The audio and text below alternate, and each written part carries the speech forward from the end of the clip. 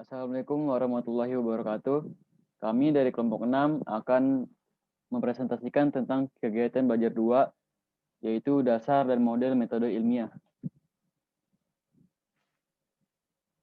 Kelompok kami terdiri dari Bagus Kurniawan, Isnaini Nuansa Fitri, Mela Nurhasanah, dan Nadia Safdar.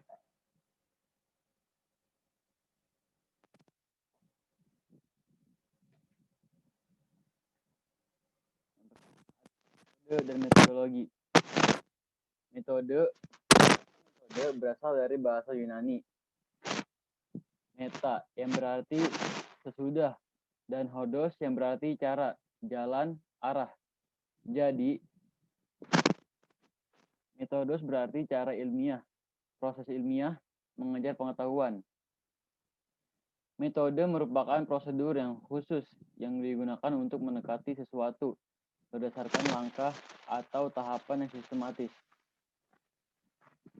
Sedangkan metodologi berasal dari bahasa Latin metodologia atau Prancis metodologi yang berarti suatu sistem metode. Metodologi adalah ilmu yang mempelajari tentang metode. Dalam sebuah metodologi terdapat metode atau metode-metode.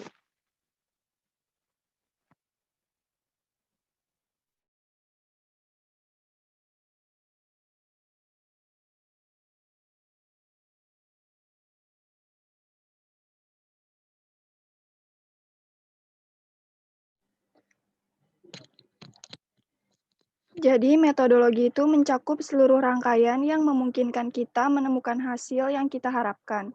Sedangkan metode memberikan kita gambaran tentang langkah-langkah atau tahapannya saja.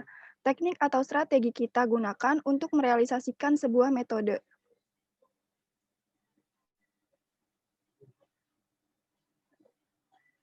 Lanjut. Masuk ke dasar-dasar dan model-model metode ilmiah. Jenis-jenis metode terbagi menjadi 4, ada metode otoritas, metode a priori, metode a posteriori, dan metode ilmiah. Untuk penjelasannya ada di slide berikutnya.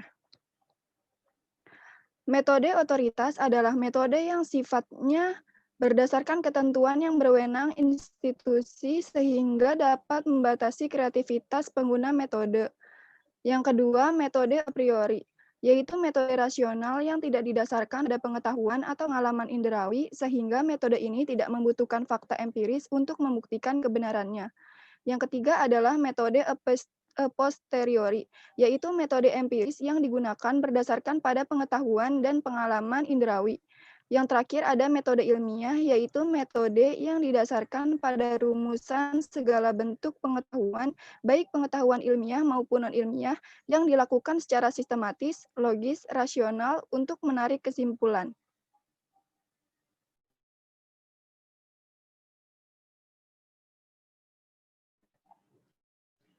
Model-model metode ilmiah ada 2. Yang pertama, metode abduktif atau retroduksi.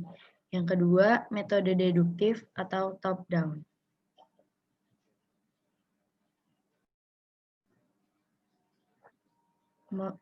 Model abduktif atau retroduksi, model ini merupakan bentuk kesimpulan logis atau inferensi logis yang dimulai dengan serangkaian pengamatan hingga menghasilkan beberapa kesimpulan, kemudian berusaha menemukan penjelasan yang paling sederhana dan paling mungkin, atau tebakan yang paling tepat dari beberapa kesimpulan yang ada.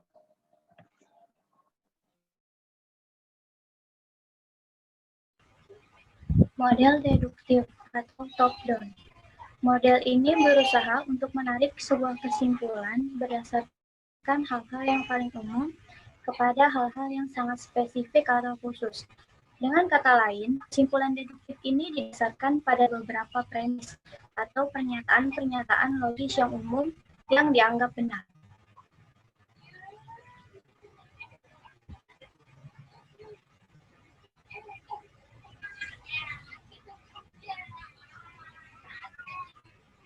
Model induktif. Berbeda dengan dua jenis metode yang sebelumnya, Metode induktif memungkinkan kita untuk menarik kesimpulan dari hal-hal yang sangat spesifik ke hal-hal yang sangat umum atau yang lebih abstrak.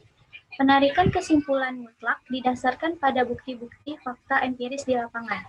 Umumnya, metode ini digunakan dalam paradigma kualitatif, pikiran yang beranggapan bahwa terdapat banyak hal yang tidak dapat diukur secara matematis atau secara statistik karena fenomena yang dicermati selalu berubah-ubah. Hal yang berubah-ubah pastilah tidak dapat disimpulkan secara statistik atau secara kuantitatif, dan olehnya itu dibutuhkan metode induktif untuk menyimpulkan dari waktu ke waktu. Kondisi inilah yang menyebabkan munculnya teori yang baru atau hipotesis yang baru, walaupun banyak pakar yang mengatakan bahwa metode induktif tidak dapat menghasilkan teori atau hipotesis yang baru.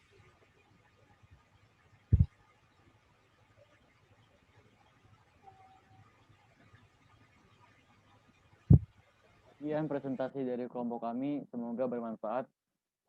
Dan jika ada salah kata, mohon dimaafkan. Terima kasih. Wassalamualaikum warahmatullahi wabarakatuh.